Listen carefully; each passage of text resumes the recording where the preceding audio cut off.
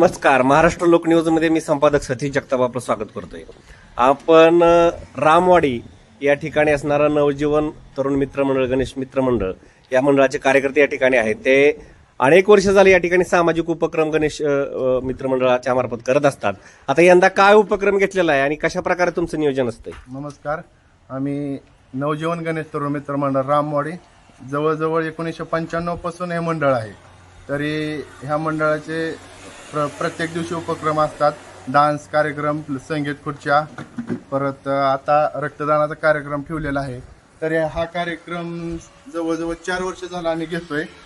तरी दरवर्षी रक्तदानास इथल्या लोकांचा प्रतिसाद चांगला भेटतो. आणि रक्तदान, आता रक्तदानासारखा विषय तुम्ही घेता म्हणजे रक्तदानाबद्दलचं तुम्हाला महत्व माहिती आहे? रक्तदान हे सर्वस्वी रक्तदान आहे.